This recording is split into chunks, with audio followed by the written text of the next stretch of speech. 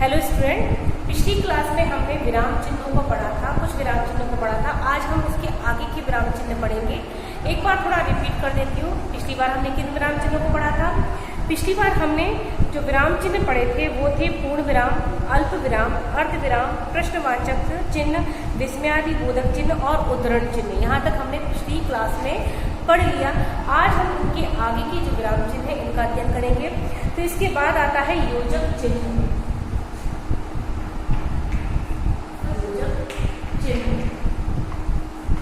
इसका जो निशान है इस तरह से है सीधा।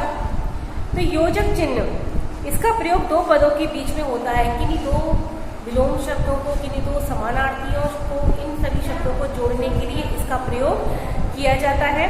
तो योजक चिन्ह इसका प्रयोग दो पदों के बीच होता है। जैसे हम दो पद लिख रहे हैं कि माता, पिता, रात, दिन। इस तरह से दो पदों को जोड़ने के लिए हम इस योजक चिन्ह का इस्तेमाल करते हैं। सामासिक पदों से पुनरुक्त या युग्म शब्दों के मध्य भी इसका प्रयोग किया जाता है। देखिए, सामासिक पदों से जैसे जय, पराजय, लाभ, हानि, इन तरह के जो शब्द होते हैं इनके लिए भी हम योजक चिन्ह का इस्तेमाल करते हैं। या फिर तुलनात्मक जो होते हैं जैसे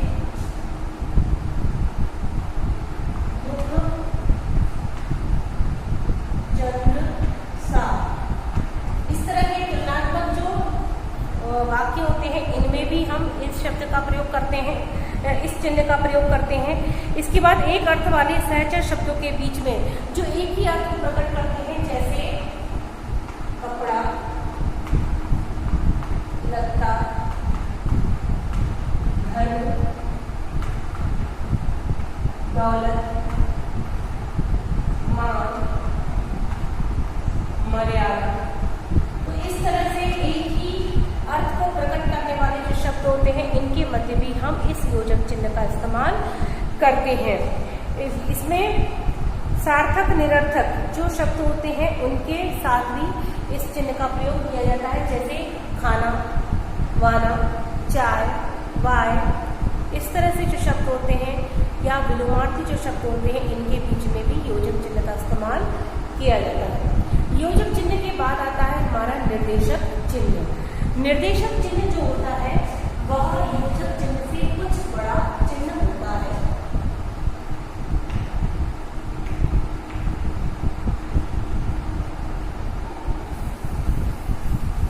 देखिए, निर्देशक चिन्ह जैसे नाम से ही स्पष्ट होता है, निर्देश देने के लिए। इसका इस्तेमाल किसी चीज के निर्देश देने के लिए किया जाता है। जैसे आप प्रश्न पत्र में देखते हैं कि सभी प्रश्न अनिवार्य हैं, उसके आगे इस चिन्ह का इस्तेमाल किया जाता है। या किसी प्रकार की सूची को दर्शाने के लिए भी इस चिन्ह का इस्तेमाल किया जाता है। जैसे उत्तीर्ण हुए छात्रों की सूची इस प्रकार है।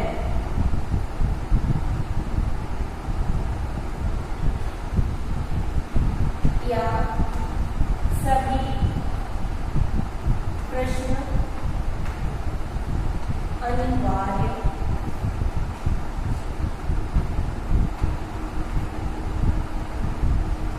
इस तरह इस निर्देशक चिन्ह का इस्तेमाल किया जाता है। यानी उक्त निर्देशों को देने के लिए इन निर्देशक चिन्ह का इस्तेमाल किया जाता है। या नाटक और एकांकी की जो हम संवाद लिखते हैं, इन संवादों को लिखने के लिए भी निर्देशक चिन्ह का इस्तेमाल किया जाता है। जैसे किसी एकांकी का मान लो कोई संवाद है, रमेश तुम कहाँ रहते हो, सुरेश मैं भोपाल में रहता हूँ। तो इस तरह से एकांकी के के संवादों को लिखने के लिए भी हम निर्देशक चिन्ह का इस्तेमाल करते हैं। इसके अलावा कहना, बोलना, लिखना, इन वाक्यों के लिए भी हम निर्देशक चिन्ह का इस्तेमाल करते हैं। जैसे रमेश को कहा,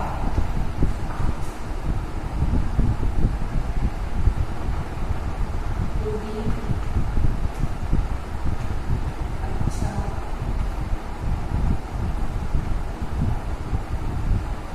डाला है, महात्मा गांधी ने कहा, अहिंसा पर है। इस तरह के जो शब्द कहना, बोलना, लिखना, इस तरह के इसमें भी निर्देशक चिन्ह का इस्तेमाल किया जाता है। निर्देशक चिन्ह के बाद हम अगला चिन्ह देखते हैं, कोष्टक चिन्ह।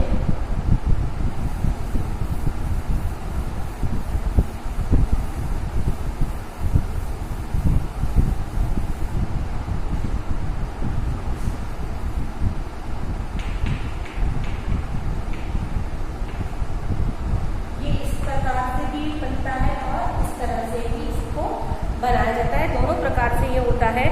तो जो कोष्टक चिन्ह है, इस चिन्ह का प्रयोग मूल वाक्य के अर्थ को अधिक स्पष्ट करने हेतु किया जाता है। जैसे कोई मूल वाक्य है, उसमें किसी शब्द का अर्थ हम और अच्छा और अधिक स्पष्ट करना चाहते हैं, तब हम इसका इस्तेमाल करते हैं। जैसे यह काम मेरी सामर्थ्य शक्ति के बाहर है।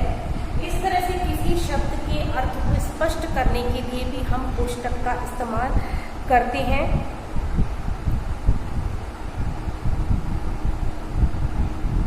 या नाटकों में, एकांकियों में जो संपात्र होते हैं, उनके लिए भी इसका इस्तेमाल किया जाता है। जैसे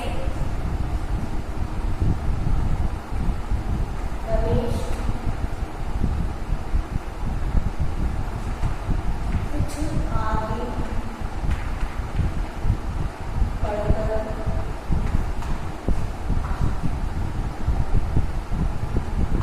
हम यह नहीं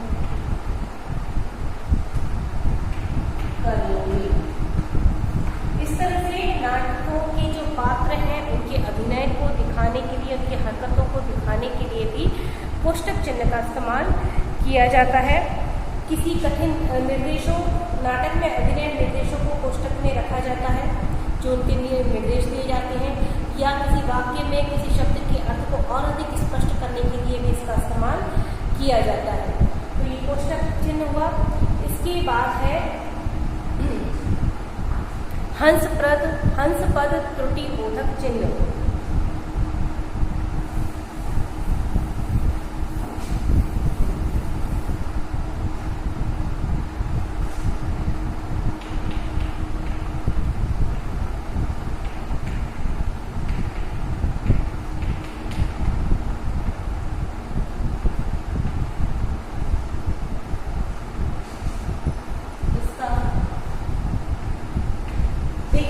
वाक्य में जब कोई शब्द लिखने से छूट जाए तो इस चिन्ह का इस्तेमाल करके छूटा हुआ जो शब्द है वो वहाँ पर वाक्य में लिख दिया जाता है।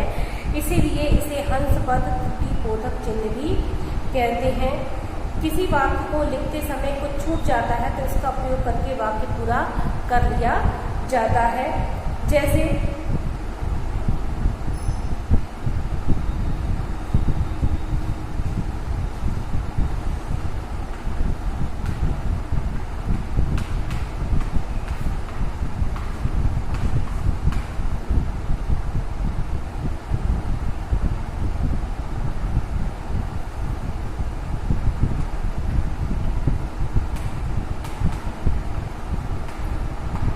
यहाँ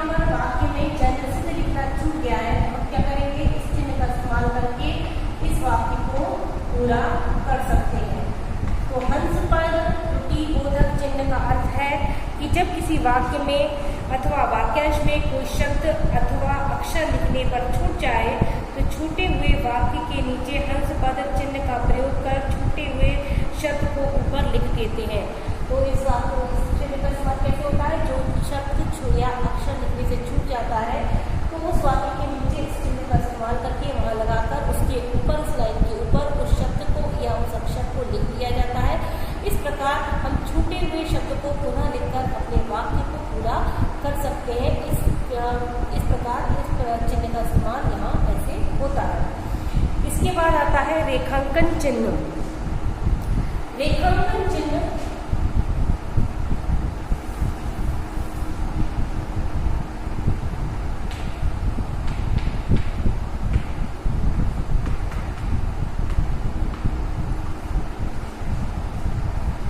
रेखांकन चिन्ह वाक्य में महत्वपूर्ण शब्द पद वाक्य रेखांकित कर दिया जाता है। यदि हमें कोई बात स्पष्ट और अधिक स्पष्ट करनी है, कोई महत्वपूर्ण बात हमें बतानी है, दर्शानी है, तब हम उस शब्द के आगे या उस लाइन के आगे या उस वाक्य के नीचे क्या करते हैं? एक रेखा को खींच देते हैं, रेखा से उसे अंकित कर देते हैं। उसे कहते हैं हम रेखांकित चिन्ह। इसका चिन्ह ऐसा होता है जैसे गोदाम, मुंशी, प्रेमचंद द्वारा लिखित उपन्यास है। अब हमें यहाँ गोदाम को यदि हाईलाइट करना है, गोदाम को यदि इसके महत्व को बताना है और ज्यादा इसका महत्व बताना है, तो हम क्या करेंगे? इसके नीचे इस तरह से रेखा अंकित कर देंगे, ऐसे अंडरलाइन करेंगे।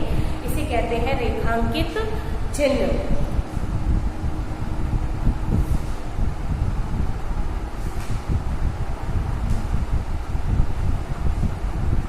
वाक्य को, किसी शब्द को और अधिक स्पष्ट करने के लिए, उसके महत्व को दर्शाने के लिए हम रेखांकन चिन्ह का इस्तेमाल करते हैं। इसके बाद आता है संक्षेप सूचक या लाघव चिन्ह।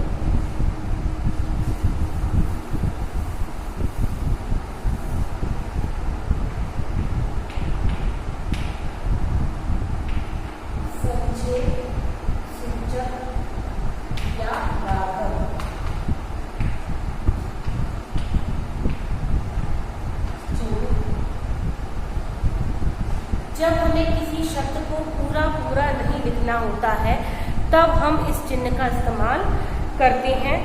तो संक्षिप्त रूप में लिखने के लिए लाघव चिन्ह का या संक्षेप सूचक चिन्ह का इस्तेमाल किया जाता है। किसी बड़े शब्द या वाक्य को संक्षिप्त करने के लिए इसका प्रयोग किया जाता है। जैसे पंडित राम नरेश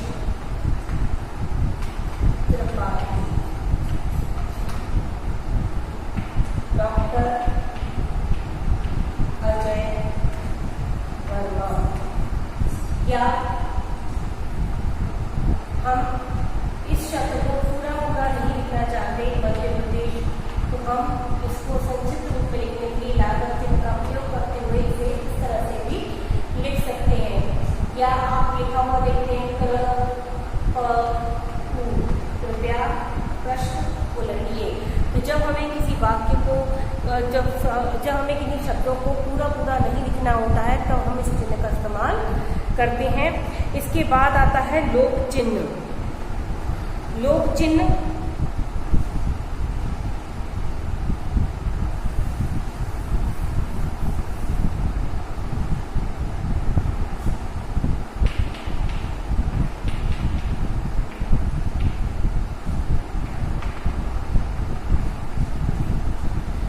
लोक चिन्ह जब वाक्य या अनुच्छेद में कुछ अंश छोड़कर लिखना हो, यानी हमें पूरा वाक्य नहीं लिखना है, पूरा अनुच्छेद नहीं लिखना है, हम उसका कुछ अंश छोड़ना चाहते हैं, तब हम इस चिन्ह का इस्तेमाल करते हैं। इसे लोक चिन्ह भी कहते हैं।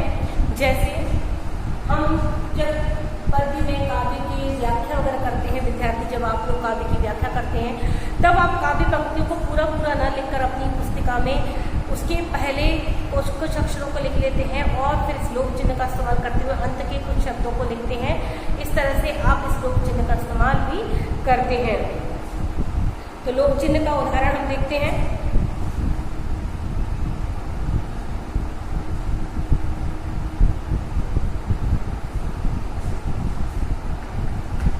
परीक्षा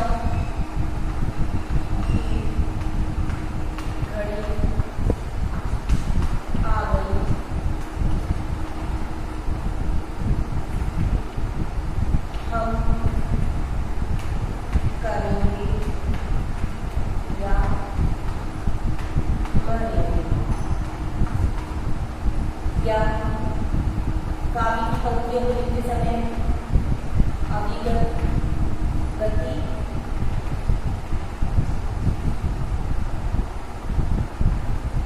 भाव, इस तरह से हम इस श्लोक चिन्ह का इस्तेमाल करते हैं। अब आता है समाप्ति सूचक चिन्ह। यहां तक आप लोगों को समझ में आ जाएगा। आगे हम देखते हैं समाप्ति सूचक चिन्ह।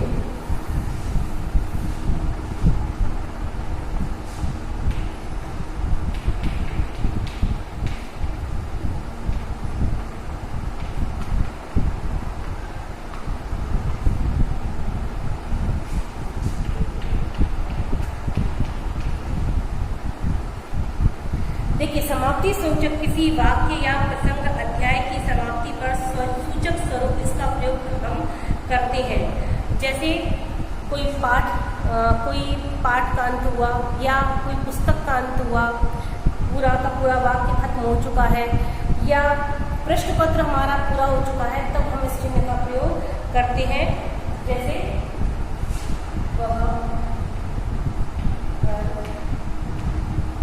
चला गया।